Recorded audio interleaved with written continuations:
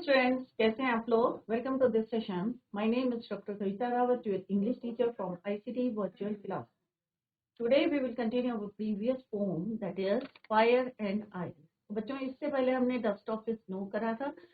दोनों पोएम जो है रॉबर्ट फ्रॉस्ट ने लिखी है, फायर एंड आइस और डस्ट ऑफ स्नो। इससे पहले हमने चैप्टर कंप्लीट किया था ए लेटर टू गॉड। अगर आपको कोई भी प्रॉब्लम है या आपकी कोई क्वेरी है regarding this chapter a letter to God और डस्ट ऑफ स्नो पोम से, तो आप लोग यहाँ पे पूछ सकते हैं। आज हम कंटिन्यू करेंगे। Today we are going to continue our second poem that is your fire and ice, written by Robert Frost from the book First Flight. Clear? Yesterday we discuss कि किस तरह से दो लोगों का दो ग्रुप हैं और उनका ओपिनियन क्या है कि एक कह रहे हैं कि this world and bye fire और सेकंड ग्रुप कह रहे हैं कि दिस जो वर्ल्ड है एंड विद आइस। बट यहाँ पे पोएट कह रहे हैं कि अगर मुझको जो है फेवर करना पड़ेगा तो मैं किसके साथ हूँ कि वर्ल्ड जो है एंड किसके साथ होगा, फायर। अगर कोई चांसेस हैं कि अगर पूरा वर्ल्ड जो है 2 टाइम्स में डिस्ट्रॉय होगा तो मैं किसका साथ दूंगा? दोनों जो है इंपॉर्टेंट है, दोनों जो है इक्वली कॉम्पिटेंट है, फायर और आइस। तो दोनों में से किसी से भी जो है अर्थ का या वर्ल्ड का एंड हो सकता है। तो yesterday we discussed about the poem. तो यहाँ पे किस तरह से हमने पढ़ा था कि फायर स्टैंड्स फॉर ग्रीड। दो जो है यहाँ पे उन्होंने फायर एंड आइस, दो वर्ड यहाँ पे यूज हुए, fire and ice. Fire yesterday we discuss कि फायर स्टैंड्स फॉर ग्रीड है, कन्फ्लिक्ट है, फ्यूरी है, क्रुएल्टी है, लस्ट है, एवरीज है। और ice stands for insensitivity, coldness, intolerance, indifference, rigidity and hatred. तो यहाँ पे कल मैंने आपको बताया था end of the world may be by fire और मे बी आइस।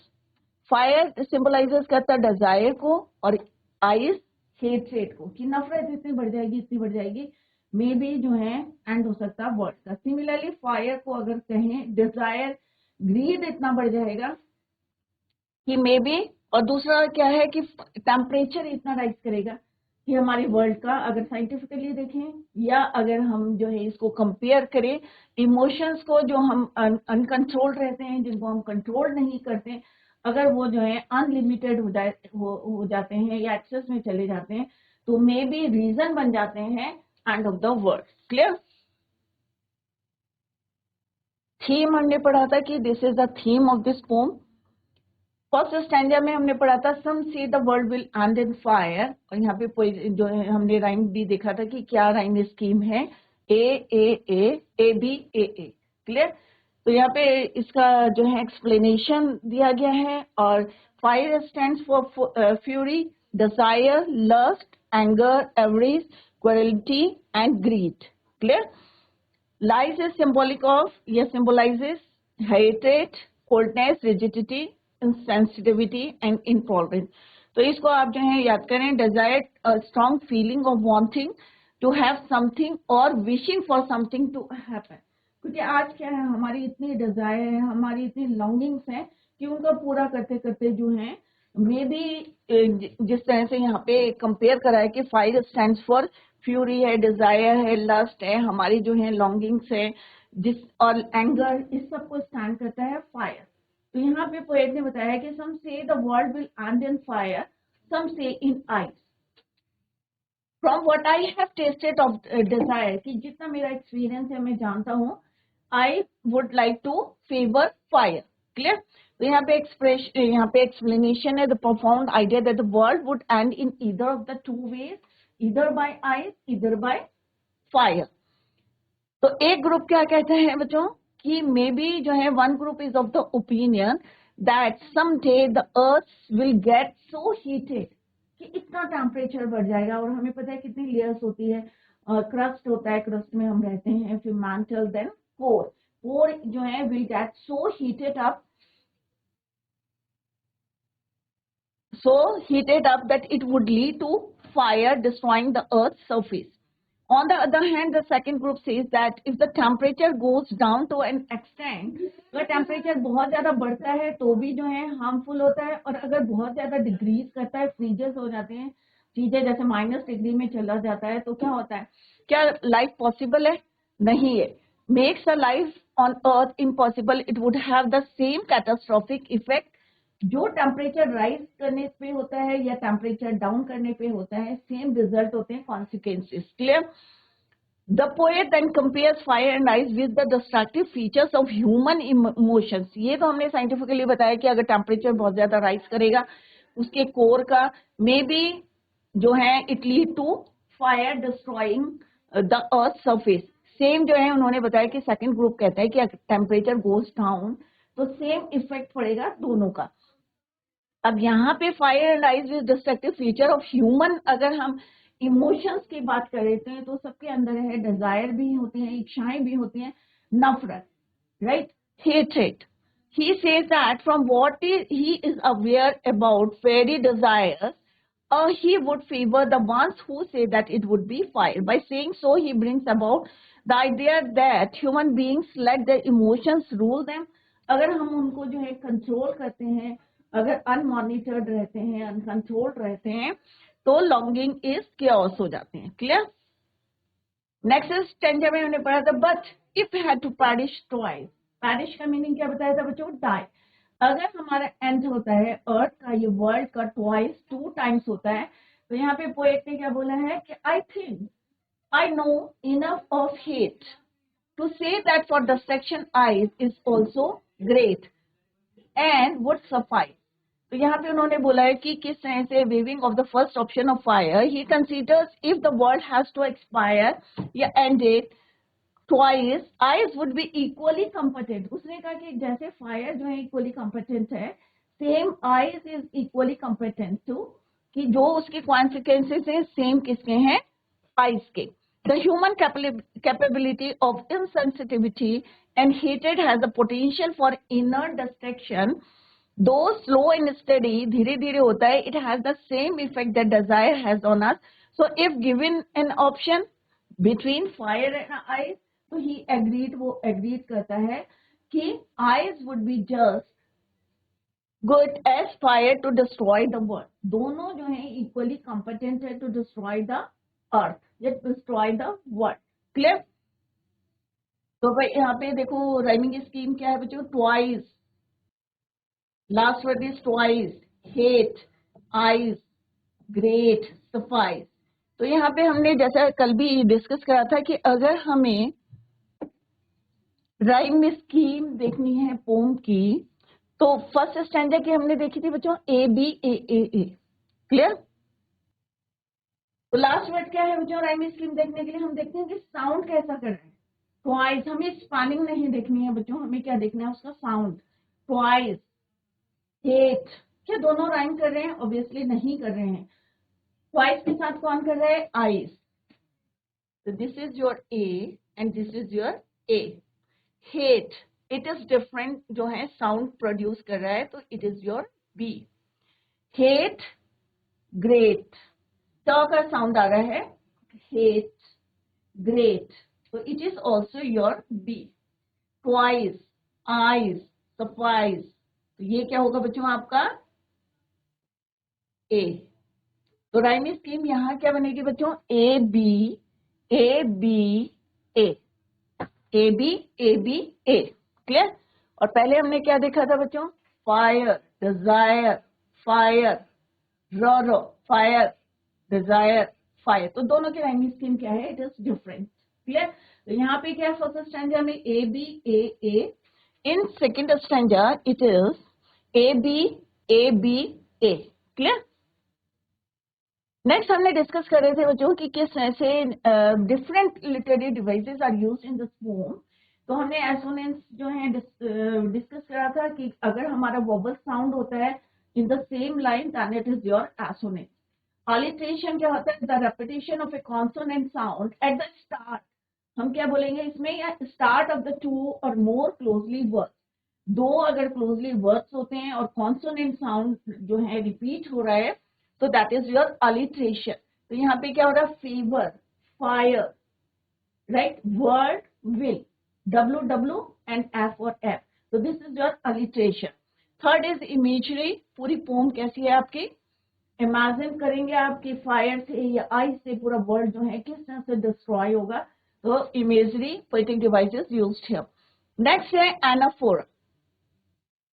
तो ये poetic device है anaphora. तो anaphora क्या होता है बच्चों? Repetition of a word or expression at the start of two or more consecutive lines. Consecutive lines क्या होती है बच्चों? एक के बाद एक, जो दो लाइन में स्टार्ट में अगर आपका जो है रिपीट होता है, that is called your anaphora. The repetition of a word or expression. कोई भी word या expression repeat हो रहा है start, तो पहले आप ध्यान रखिएगा कि कहाँ पे हो रहा है बच्चों? Not in the middle of the sentence, at the start of two consecutive line. एक के बाद एक line. Clear? That is called your consecutive line. तो देखते हैं कौन सी लाइन में हमारे repeat हो रहे हैं words. Let's see. Some say is repeated at the start of lines 1 and 2. तो हम देखेंगे अभी पोम में कि कौन सी दो लाइन जो है रिपीट हो रही है आपकी. Some say, तो some say two words repeat हो रहे हैं. कहाँ पे हो रहे हैं बच्चों? लाइन 1 में और लाइन 2 में. तो यहाँ पे क्या लिखा है बच्चों? At the start of two or more closely placed words in the consecutive line. तो consecutive line कौन सी होगी बच्चों? 1 और 2. 1 और 2. तो पहली लाइन में भी some से और दूसरी लाइन में भी क्या है बच्चों? some से. तो ये क्या हो गए? दोनों consecutive लाइन है. और दोनों वर्ड कौन से रिपीट हुए हैं आपके? some, से. तो इसको बोलते हैं बच्चों anaphora. तो anaphora क्या होता है? The repetition of a word or expression. तो ये दोनों लाइन कैसी हैं आपकी?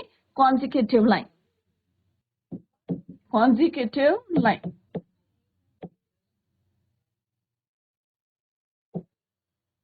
Right? और वर्ड कौन से? some से. अगर हम देखेंगे कि पोम में कहाँ पे ये जो है 1 और 2 लाइन में रिपीट हुआ है, that is your anaphora. Clear? तो पोएटिक डिवाइस कौन सा है? एनाफोरा. तो अभी आपको क्लियर हो गया एसोनेंस क्या होता है, अलिटेरेशन क्या होता है, या इमेजरी. एनाफोरा. तो एनाफोरा क्या है? The repetition of a word or expression कहाँ पे होता है बच्चों? At the start of two or more consecutive lines, that is called your anaphora. होम में देखते हैं बच्चों.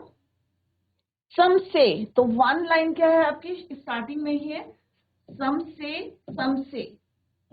Consecutive line है, and these words are repeated in 2 consecutive lines. That is why it is your anaphora, poetic device.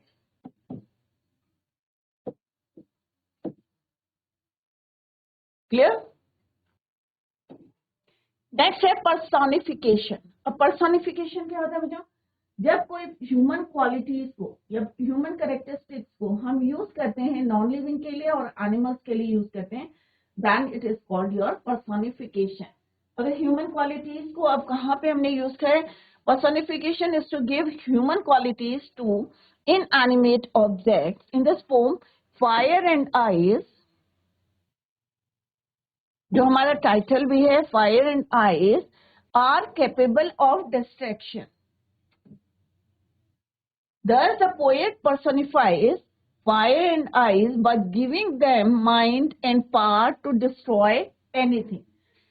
तो ये क्या हमारी ह्यूमन कैरेक्टरिस्टिक्स हैं, राइट? तो इसको हमने किसमें यूज करा है? Fire and ice. क्लियर? तो this is your personification. Next क्या है बच्चों? एंजैपमेंट. एंजैपमेंट क्या होता है? It is defined as a thought or clause does not come to an end at a break. जब हम कोई पंक्चुएशन मार्क यूज नहीं करते, that is called your enjambment. Clear? तो आपने देखा होगा पूरी पोम में जो है कहीं भी कोई ब्रेक नहीं है, कहीं पे एंड नहीं है, थ्रू आउट जो है एक उसमें लिखा है, दैट इज योर एंजैपमेंट. तो it is defined, enjambment is defined as a thought or clause that does not come to an end at a line break, rather it moves over to the next line. एक के बाद हम without any punctuation mark हम उसको continue करते हैं, then it is called your enjambment. From what I have tasted of desire, I hold with those who favor fire. तो आप पोएम में देख सकते हैं कहीं पे पंक्चुएशन मार्क नहीं दिया गया है. पूरी पोम जो है किस तरह से जो भी लाइन में जहां पे पंक्चुएशन मार्क यूज नहीं हुए हैं, दैट इज योर एंजापमेंट। क्लियर? जहां फुल स्टॉप दिया है तो इट्स ओके, जैसे ये लाइन है पूरी यहां से यहां तक है, तो ये क्या है? एंजापमेंट है। कंटिन्यूएशन में, दिस लाइन कंटिन्यूएशन में है, यहाँ पे फुल स्टॉप है, दैट इज योर एंजापमेंट। तो कोई भी पंक्चुएशन मार्क यूज नहीं करा है और कंटिन्यूएशन में लिखी है, दैट इज योर एंजापमेंट। एनाफोरा, ये हमने अभी यहाँ पे डिस्कस कर लिया है, यहाँ पे रिपीट हो गया है। The repetition of a word or expression at the start of 2 or more consecutive lines, some say is repeated at the start of line 1 and 2। ये यहाँ पे मैंने आपको समझाया है, ये दोनों क्या है? कॉन्जिक्यूटिव लाइन है, line number 1 and 2 consecutive line है। some say, 2 words are repeated। ये क्या है? हमारे पोएटिक डिवाइसेस हैं या literary devices used in the poem. Clear? Next है anaphora, it is again it is repeated, तो ये हम पढ़ चुके हैं बच्चों। समरी ऑफ द पोम, अभी हमने पोएटिक डिवाइसेस इसके पढ़े हैं। I hope it is clear to you. अगर कहीं पे समझ में नहीं आया कि पोएटिक डिवाइसेस, एनाफोरा क्या होता है, या एंजापमेंट क्या होता है, पर्सोनिफिकेशन क्या होता है, जितने भी यहाँ पे यूज हुए हैं इन दिस पोम, तो आप लोग पूछ सकते हैं कि कहीं पे भी अगर आपको कोई डाउट है। रॉबर्ट फ्रॉस्ट पोम, तो जैसे मैंने आपको पहले बताया कि दोनों पोम क्या है, बहुत शॉर्ट और इंटरेस्टिंग है। तो दोनों में एक मैसेज जा रहा है, और क्या मैसेज है वो अब हम ऑलरेडी जो है पढ़ चुके हैं। थीम क्या है पोम का? Robert Frost poem fire and ice, strong symbolic poem. Symbolic क्या है बच्चों मीनिंग? जैसे मैंने आपको बताया था कि यहाँ पे क्या है, सिंबॉलिक पोम है, क्योंकि यहाँ फायर और आइस दोनों को सिंबलाइज कराए डिजायर और हेट्रेड से, इमोशन ऑफ डिजायर, राइट? किस तरह से फायर इज यूज, या फायर इज सिंबलाइजेस, तो fire is use as the emotion of desire, और आइस को किससे सिंबलाइज करा है? दैट ऑफ हेट्रेड, तो इसको बोलते हैं सिंबॉलिक पोम। क्लियर?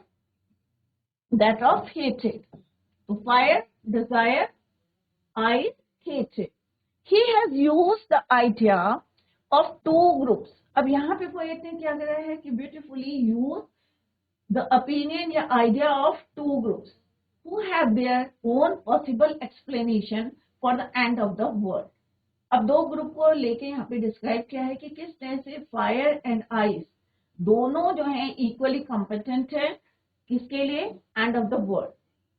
तो इसको समझाने के लिए उन्होंने क्या यूज करा है? Two groups who have their own possible explanation for the end of the world.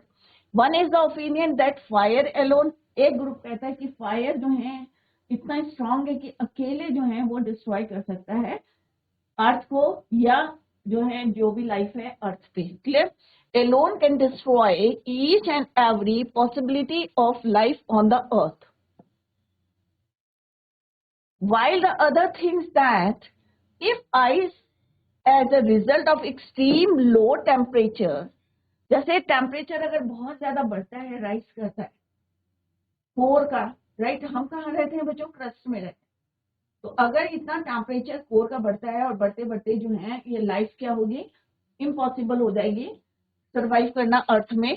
तो जैसे फायर जो है can destroy each and every possibility of the life on earth, same ice भी कर सकता है। If ice as a result of extremely low temperature could cover the earth's surface, it would lead to the end of the world।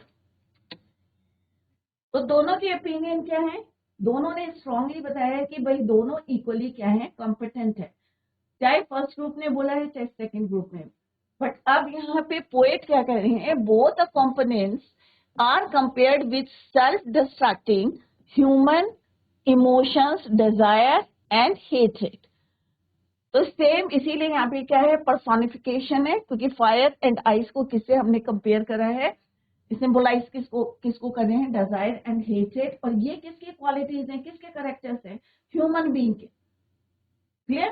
तो ये जो है किसको symbolise करे? Fire and ice. That is why यहाँ पे क्या है? Personification literary device. Desire, hatred. Clear? The poet is original of the opinion that he has been very closely associated with the fairy desires. अब उन्होंने अपने experience से बताया कि भाई अब मैं किसको फेवर करता हूँ, फायर को. Bringing human beings on the verge of destruction, thus he considers, but in the next stanza, further he said he considers, poet considers fire as more competent for destruction, but then he thinks that icy hatred is just as capable of ruining humans, though slowly and steadily, धीरे धीरे, but वो भी उतने ही competent है for destroying the world. Therefore, if Earth was to end twice, यदि Earth का end 2 times होता है, तो both are equally जो है उसके can destroy the world. Ice would be just as good as fire. जितना fire से हम consequences हैं या effects पड़ेंगे हमारी लाइफ में या end of the world होगा, उतना ही अच्छा क्या है, ice है. If a fire would lead to rapid destruction, अब फायर से क्या होता है बच्चों, एकदम से आपको रिजल्ट पता चलते हैं, बट आइस क्या होगा, धीरे धीरे जो है, स्लो एंड स्टेडीली, बट उसका रिजल्ट क्या होगा, कॉन्सिक्वेंसेस सेम होंगे जैसे फायर के होते हैं. Clear. Ice would lead to silent damage, धीरे धीरे होगा, स्लो होगा, स्टेडीली होगा, silent damage. Similarly if the fire is pure passion, ice is pure reason.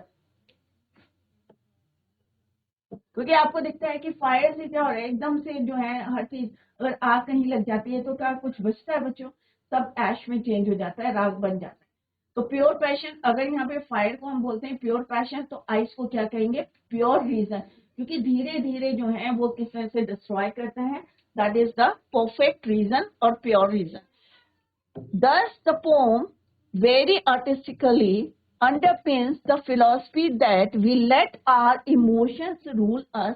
तो इस पोम से क्या बताना चाह रहे हैं कि अगर हम अपने इमोशंस को कंट्रोल करते हैं या उनको अच्छी से मॉनिटर करते हैं, तो मे बी उसके रिजल्ट जो हैं अच्छे होंगे.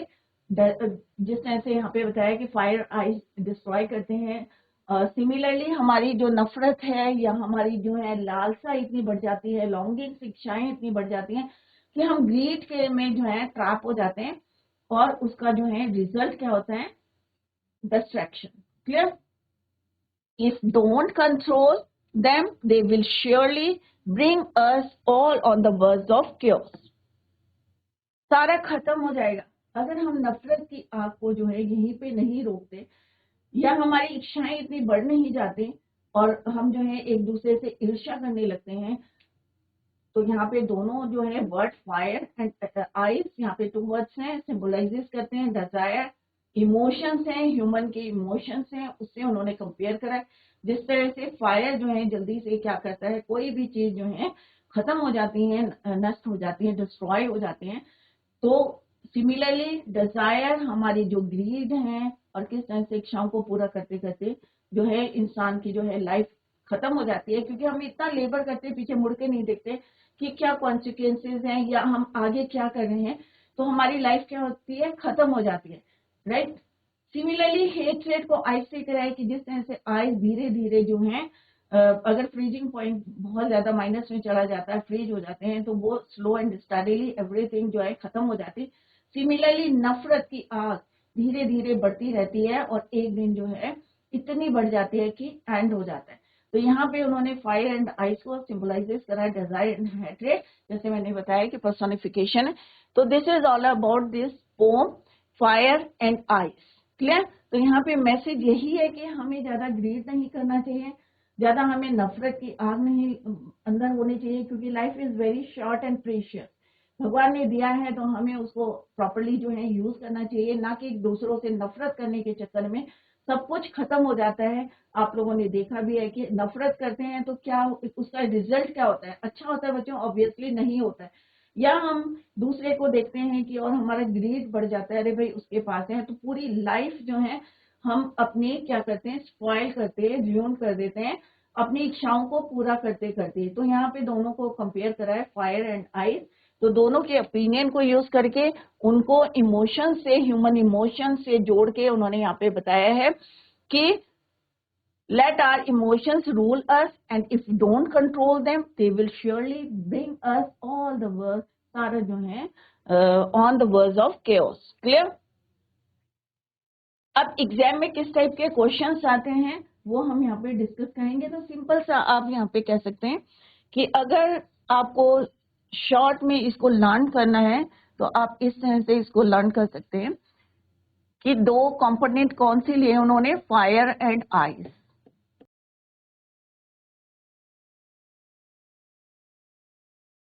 वो तार क्या है बच्चों, इक्वली कॉम्पिटेंट.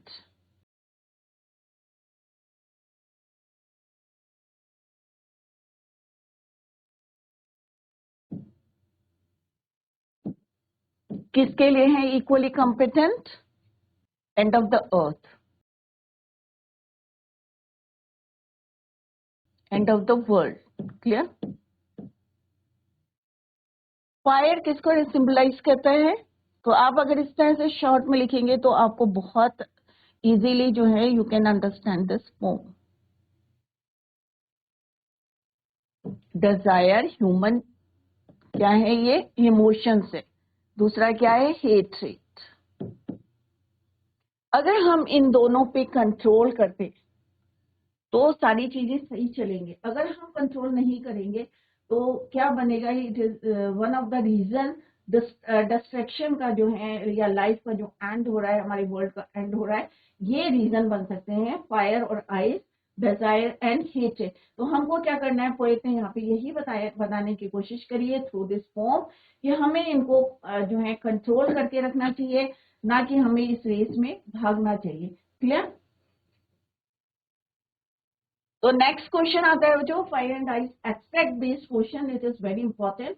और मैंने जैसे आपको पहले भी बताया था कि कोई भी एग्जाम में क्वेश्चन आता है, चाहे एब्स्ट्रैक्ट बेस्ड क्वेश्चन होता है, चाहे 20-30 वर्ड्स के क्वेश्चंस होते हैं, आपको छोड़ के नहीं आना है. जैसे अभी हमने पढ़ा है कि आपको बहुत, it is a very short form है, बहुत शॉर्ट फॉर्म है, और आपको इंटरेस्ट भी आया होगा कि किस तरह से पोएट ने इतना ब्यूटीफुली हमें मैसेज भी दिया है थ्रू दिस पोम.